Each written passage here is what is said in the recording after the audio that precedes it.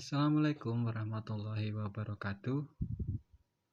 Sebelumnya, marilah kita panjatkan puji syukur kehadirat Allah Subhanahu wa Ta'ala yang telah melimpahkan rahmat serta hidayahnya sehingga kita semua bisa sehat dalam karunia-Nya. Tidak lupa sholawat serta salam kita curahkan kepada Nabi besar Muhammad SAW. Pada pagi hari ini, izinkan saya menyampaikan materi yang berkaitan dengan sholat. Sholat merupakan kewajiban bagi pemeluk agama Islam.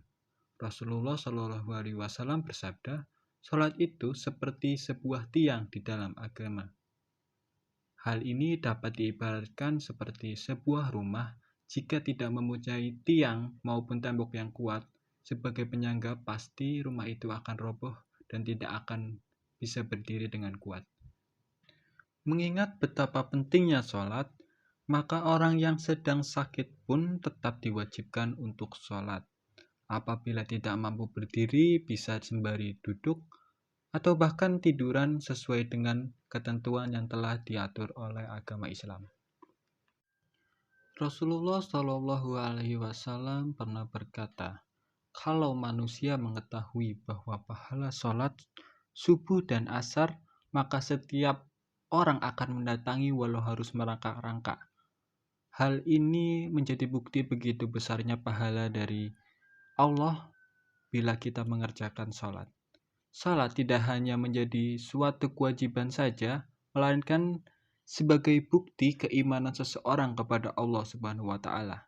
Di dalam surat Al-Ma'un ayat 4-5 Allah berfirman, yang artinya, celakalah mereka yang sholat, yaitu orang-orang yang melalaikan sholatnya. Orang-orang yang tidak mengerjakan sholat, maka akan celaka dan rugi. Jika sholat seseorang baik, maka amalan yang lain pun ikut baik. Namun, sebaliknya apabila sholatnya buruk, maka amalan lainnya juga ikut buruk. Sholat sebaiknya dilaksanakan tepat waktu secara khusyuk. Saat kumandang azan terdengar, bersegeralah datang ke masjid. Namun untuk perempuan lebih diutamakan sholat di rumah. Lalu mengapa kita dianjurkan untuk sholat di masjid? Sholat di masjid kebanyakan adalah sholat berjamaah. Sholat berjamaah kita bisa meningkatkan peluang diterimanya ibadah sholat jika dibandingkan dengan sholat yang dilakukan secara sendiri. Diampuni segala dosa-dosa oleh Allah Subhanahu wa Ta'ala, diberikan pahala yang berlipat ganda, yaitu orang-orang yang mengerjakan sholat berjamaah mendapatkan pahala sebanyak 27 kali lipat daripada sholat sendiri. Dalam hal ini, terdapat beberapa keutamaan sholat berjamaah bagi umat muslim yang mengerjakannya, yaitu sebagai berikut. Yang pertama, amalan yang dapat menghindarkan diri dari siksa api neraka, sekaligus dapat menyelamatkan diri dari sifat munafik. Yang kedua, sholat berjamaah mampu meningkatkan peluang diterimanya ibadah sholat jika dibandingkan dengan sholat yang dilakukan secara sendiri. Yang ketiga, diampuni segala dosa oleh Allah Subhanahu wa Ta'ala, diberikan pahala yang berlipat ganda, yaitu orang yang mengerjakan sholat berjamaah mendapat pahala sebanyak 27 kali lipat. Yang keempat sekaligus yang terakhir adalah sholat berjamaah bisa menghilangkan perasaan ragu dan was-was. Sholat berjamaah bisa menjauhkan diri dari godaan setan yang bersemayam di tubuh manusia.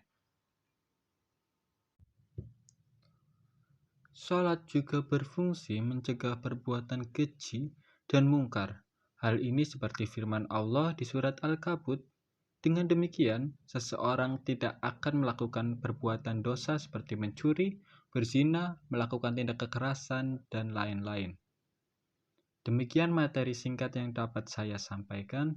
Semoga Allah memberi kemudahan kepada kita untuk selalu menjalankan sholat dengan baik sesuai dengan tuntunan agama. Amin. Sekian dari saya, kurang lebihnya mohon maaf.